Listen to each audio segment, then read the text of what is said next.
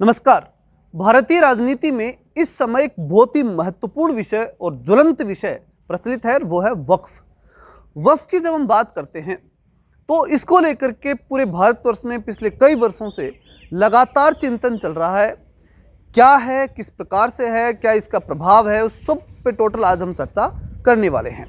सबसे पहले हम इसकी जो वर्तमान कंडीशन, जो वर्तमान में स्थिति क्या है इसकी, उस पर चर्चा कर लेते हैं कि लोकसभा में ये पारित हो चुका है, राज्यसभा में इस पर चर्चा चल रही है जब मैं बोल रहा हूँ, और आज ये जो है लगभग राज्यसभा में भी पारित हो जाएगा। निश्चित रूप से इसमें कोई कहीं संशय नहीं है, कहीं रुकने वाला ये लग नहीं रहा है। यानी ये बिल पास हो जाएगा और इस बिल को एक नाम दिया गया है उम्मीद। ठीक है, ये प्रतियोगी परीक्षाओं की तैयारी करने वाले विद्यार्थियों के लिए बहुत ही शानदार प्रश्न बनता है, इसे उम्मीद नाम दिया गया है। अब विषय आता है कि इस वक्फ बोर्ड से आम जनता को क्या मतलब है, मुस्लिम, हिंदू और अन्य समाजों, सब समाजों को इससे क्या मतलब है, या कहें कि प्रत्येक भारतीय को इससे क्या मतलब है। तो देखिए, बहुत अति महत्वपूर्ण विषय है प्रत्येक भारतीय के लिए जानने के लिए। पहले भी महत्वपूर्ण था और आज भी, और इस समय जब हम बता रहे हैं इसके जो पारित होने के बाद जो इसकी कंडीशन बनेगी तब भी महत्वपूर्ण विषय हमेशा रहेगा, क्योंकि इसके माध्यम से अन्य निर्णय भी प्रभावित हमेशा होंगे। तो सबसे पहले हम जानते हैं कि इसके विषय में जो अल्पसंख्यक मामलात मंत्री किरण रिजिजू, उन्होंने कल इसके बारे में क्या कहा। उन्होंने एक बहुत महत्वपूर्ण बात कही कि 2014 से पहले लगभग 125 परिसंपत्तियां ऐसी थी जो कांग्रेस गवर्नमेंट ने, उसमें यूपीए की जो सरकार हुआ करती थी, उसने जो है वो मुस्लिम पर्सनल लॉ बोर्ड को दे दी, या बोले तो वक्फ को दे दी। और वो वक्फ जो है उस संपत्ति को, लगभग दिल्ली की बहुत महत्वपूर्ण परिसंपत्तियां थी, उनको जैसे चाहे वैसे वो उनको उपयोग कर सकता था। तो उसके लिए जो अल्पसंख्यक मंत्री है किरण रिजिजू, उन्होंने कहा कि भाई अगर वो स्थिति लागू रह जाए ना आज, तो हो सकता है कि वक्फ बोर्ड जो वर्तमान संसद भवन बना है उसके ऊपर भी अपना दावा पेश कर दे। ये स्थिति उसकी बनती है। कहने का मतलब कि अच्छा, ये तो सिर्फ दिल्ली की बात है, बाकी पूरे भारतवर्ष की स्थिति यही थी, या पूरे भारतवर्ष के अंदर वक्फ की स्थिति यही है, जो आपने काफ़ी सुना भी होगा इसके बारे में, कि वक्फ बोर्ड जिस जमीन को चाहे वो अपनी बता सकता है, जिसके ऊपर चाहे उस पर दावा कर सकता है, और दावा करने के बाद जो चीज़ सुननी है वो भी खुद अपने स्तर पर ही सुन सकता है, मतलब उसके लिए आप कोर्ट में भी नहीं जा सकते। तो एक महत्वपूर्ण विषय था, तो इसको वहाँ पहले अल्पसंख्यक मंत्री ने स्पष्ट किया। फिर गृह मंत्री अमित शाह ने इसके ऊपर दो बड़ी बातें थी वो कही। उन बातों से लगभग सारा मामला साफ हो गया। इसमें दो बातें तो समझने की है हमारे लिए, यानी हम सब के लिए, और एक बात विशेष रूप से मुस्लिम समुदाय के लोगों को जानने की जरूरत है। दो बातें क्या है? पहली बात, इससे जो वक्फ बोर्ड के अंदर जो संशोधन होगा, इससे सबसे बड़ी बात होगी, इसमें पारदर्शिता आएगी ऑडिट को लेकर के। यानी इसमें कितना पैसा आता है, कहाँ से संपत्ति आती है, कौन जमा कराता है, ठीक है, फिर वो पैसा किन किन कार्यों के अंदर चैरिटी के रूप में खर्च होता है। क्योंकि हम जो वक्फ के बारे में कहा जाता है वो ये कहा जाता है कि कोई धार्मिक संस्था नहीं, ये एक चैरिटी ट्रस्ट है। यानी लोक कल्याण के लिए, मुस्लिम समाज के कल्याण के लिए ये दिया गया, एक अल्लाह को समर्पित किया गया एक क्या है, जो है संपत्तियां हैं, और उनसे आम मुसलमानों का कल्याण होगा, ऐसा कोई ये जो है कॉन्सेप्ट है, जो इसे हम बोलते हैं वक्फ। ठीक है, ये था। अब इसमें ऑडिट हो सकेगी, गवर्नमेंट ऑडिट कर पाएगी कि भाई कितना तो पैसा आ रहा है और कितना पैसा कहाँ जा रहा है, किस प्रकार से जा रहा है, इस पर टोटली गवर्नमेंट अब ऑडिट कर सकती है। एक तो महत्वपूर्ण फैसला इसके अंदर ये हो गया, जो सबके समझ में आने वाली बात है, और ये इससे हम ये कह सकते हैं कि अब हमारी की संपत्ति के ऊपर कोई यूं ही चल करके और अपना दावा नहीं ठोक सकता। दूसरी बात, अब बात ये थी कि भाई दावा ठोकने के बाद में आप कोर्ट में भी नहीं जा सकते, आप उस वक्फ बोर्ड के लोगों के पास ही जाओ और वो कहेंगे वही मान्य होगा। तो इसका सॉल्यूशन करते हुए कहा गया कि अब आप कहाँ जा सकते हैं, कोर्ट में भी जा सकते हैं, इसकी सुनवाई कोर्ट में भी की जा सकती है। तो ये दो महत्वपूर्ण मुद्दे जो थे, जो इनकी जो चिंता के विषय थे संपूर्ण भारतवर्ष में अन्य समुदायों के लिए, चाहे वो मुस्लिम हैं, चाहे वो क्रिश्चियन है, क्योंकि क्रिश्चियन कम्युनिटी ने भी काफ़ी इसका विरोध किया था वक्फ बोर्ड का, तो सभी ने किया है इसका विरोध। तो बाकी जितने भी समाज थे उन सब ने विरोध किया कि भाई ये वक्फ जो है ना वो हमारी संपत्तियों पे कभी भी कब्जा कर सकता है। ये चिंता पूरे भारत में फैली हुई थी। अब इसका सॉल्यूशन साफ साफ दिख गया कि भाई आप जो है, एक तो उसके अंदर पूरी तरह से पारदर्शी ऑडिट होने से कोई भी किसी चीज के ऊपर अपना दावा नहीं ठोक सकता, और दूसरा, अगर दावा ठोकता भी है तो उसके लिए कोर्ट उसकी सुनवाई करेगा। अब चिंता थी मुस्लिम समुदाय को, और उसको चिंता ये थी कि भाई ये कहा जा रहा है कि गैर मुस्लिम को इस वक्फ बोर्ड के अंदर बैठाया जाएगा, और सोशल मीडिया पे भी और जहां कहीं मीडिया था वहां पर भी ये बात फैलाई जा रही। तो इसको स्पष्ट किया कल अमित शाह ने कि नहीं, गैर मुस्लिम को वक्फ बोर्ड में शामिल नहीं किया जा रहा है, इस बात की चिंता मुसलमानों को नहीं करनी है।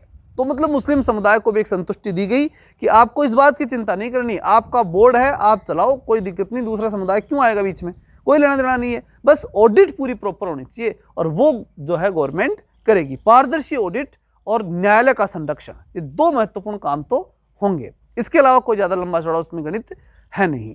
ये पूरा मोटा मोटा मामला इसमें यही रखा गया है। अब बात आती है कि विपक्ष फिर विरोध क्यों कर रहा था।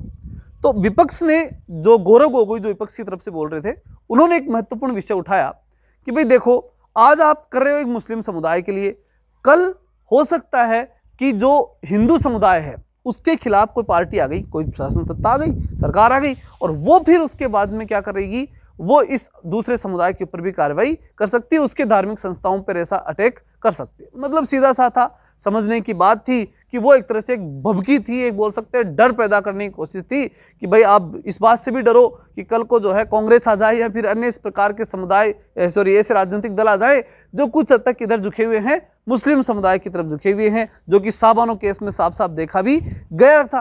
तो अगर वैसी सरकार आ गई तो कल को वो तो हिंदुओं की संपत्ति के ऊपर भी कार्रवाई कर देगी, ऐसा डराने का प्रयास किया था। और ये और कहा गया था साथ साथ कि अगर जो है आपने ये बिल लागू किया तो इस बिल को जो है वो मुस्लिम समुदाय स्वीकार नहीं करेगा। अब इसका उत्तर देने के लिए अमित शाह खड़े हुए और उन्होंने एक महत्वपूर्ण बात कही कि पहली बात तो यह है कि मुस्लिम समुदाय का जो ये विषय है, इसके अंदर बाकी समुदाय जो है हस्तक्षेप नहीं करेंगे और इसके अंदर गैर जो मुस्लिम है उनको शामिल नहीं किया जा रहा है। ये तो एक संतुष्टि की बात उन्होंने बताई। और फिर कहा कि देखो, ये जो बात कही जा रही है कि बाकी जो मुस्लिम समुदाय उसको नहीं मानेगा, तो इसके लिए स्पष्ट लाइन देते हुए उन्होंने कही अमित शाह ने कि मानना पड़ेगा, क्योंकि ये पारित किसने किया है, भारत की संसद ने, और वो संविधान के अनुसार है और ये प्रत्येक भारतीय को मानना पड़ेगा, तो मुसलमानों को भी मानना पड़ेगा। ये बात पूरी तरह से स्पष्ट उन्होंने कर दी, ये पूरे दावे के साथ अमित शाह ने वहां पर कह दी। और इस बात से डरने का कोई जो है मामला पेश नहीं किया कि नहीं कल को दूसरा समुदाय करेगा, क्या नहीं करेगा, उस पर कोई रिएक्शन उन्होंने दिया। उन्होंने कह दिया कि बात माननी पड़ेगी, मतलब माननी पड़ेगी। तो कुल मिलाकर के बीजेपी का स्टैंड कर दिया कि हम तो इस कार्यवाही को करने वाले हैं और वक्फ बोर्ड का जो संशोधन है वो निश्चित रूप से करेंगे, और ये उम्मीद के नाम से जो चीज़ है ये सबके लिए उम्मीद के रूप में ही मानी जाएगी। अच्छा, एक बात जो बड़ी बात कही गई वो ललन सिंह के द्वारा कही गई, जो बिहार के मंत्री, जो एनडीए के नेता हैं, जो नीतीश कुमार की पार्टी से हैं, जदयू से, उन्होंने एक महत्वपूर्ण बात कही, और वो ये कही कि सबसे बड़ी बात ये आती है कि आम मुसलमान को इससे लाभ होगा। वो ऐसा कहना चाहते थे, कैसे कि भाई जो वक्फ बोर्ड है ना, इस वक्फ बोर्ड के अंदर खूब पैसे वाले लोगों का आधिपत्य है, और वो ही उसके अंदर जो है वो एक पद होता है उसके अंदर मुतवल्ली, और वो मुतवल्ली जो है वो क्या करता है, उस सारी संपत्ति को कंट्रोल करके उस पर काम करता है। वो मुतवल्ली करता है बड़े ठेकेदारों संपर्क करके, और फिर उसके बाद में क्या कर लेता है, वहाँ पर बड़ी बड़ी अपनी बिल्डिंग बना लेता है और अपने काम कर लेता है, मतलब बिल्डर बन जाता है, वो खूब पैसे कमाता है और आम मुसलमानों को उससे कुछ मिलता नहीं है। इसलिए उन्होंने कहा कि एक ट्रस्ट था और ट्रस्ट के माध्यम से आम मुसलमान को लाभ मिले, इसके लिए बिल पास होना ही चाहिए।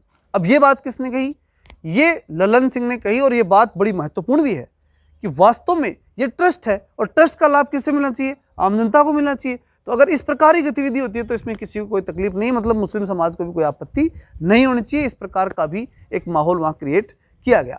अब हम आते हैं कि ये जो वक्फ है, इस वक्फ की स्थिति क्या है, कितनी संपत्ति इसके पास, कितना पैसा इसके पास पड़ा है। तो अब बात आती है कि इसकी संपत्ति कितनी हो गई, यानी वक्फ बोर्ड के पास संपत्ति कितनी है। तो इसके लिए एक महत्वपूर्ण आंकड़ा दिया गया कि 2013 में संशोधन होने के बाद जो इसके पावर बढ़े वक्फ के, उसके बाद में 9.4 लाख एकड़ भूमि जो है अकेली वक्फ के पास हो गई। और ये सबसे बड़ी बात क्या है कि ये भारत में तीसरी बड़ी संपत्ति धारक संस्था बन गई वक्फ। कैसे, पहली सबसे बड़ी संस्था है सेना, दूसरी रेलवे, और तीसरी बड़ी क्या कौन बन गई, वक्फ बन गई। और ये बहुत बड़ी चिंता का विषय है कि कोई धार्मिक संस्था इतनी जमीन अकेले लेकर के बैठ जाएगी तो निश्चित रूप से दूसरे समुदायों को चिंता होना लाजमी है, और निश्चित रूप से चिंता होगी, और वो कोई बड़ी बात नहीं है फिर, क्योंकि सीधी बात है, एक समुदाय पूरी संपत्ति के ऊपर कब्जा करके बैठ गया तो फिर बाकी लोग कहाँ जाएंगे। कल को फिर बाद में उनको तो फिर बिल्डिंगों के ऊपर बिल्डिंग बनानी है, रहने के लिए उनके पास न खेती करने के लिए कुछ बचेगा, सब कुछ जो है। और ऐसे अधिकार मिल गए तो धीरे धीरे बढ़ती बढ़ती संपत्ति और बढ़ जाएगी, क्योंकि ये 2013 के बाद बढ़ी है संपत्ति। इसलिए जो है ये बहुत ही चिंता का विषय था। अब इसका पूरी तरह समाधान हो गया। इसमें दो बातें तय कर दी गई, एक इसकी संपत्ति का ऑडिट होगा जो पारदर्शी ऑडिट होगा, और दूसरा जो महत्वपूर्ण विषय है वो ये कि इसको आप कहाँ ले जा सकते हो, कोर्ट में ले जा सकते हो। तो इस प्रकार से ये जो वक्फ है ये पूरा मैंने आपको सरल भाषा में समझाया है। इसी प्रकार से अन्य विषयों को सरल भाषा में जानने के लिए निश्चित रूप से चैनल को सब्सक्राइब करें, अधिक से अधिक लोगों के पास शेयर करें और लाइक जरूर करें। चलिए मिलते हैं नेक्स्ट वीडियो में, तब तक के लिए जय हिंद, जय भारत।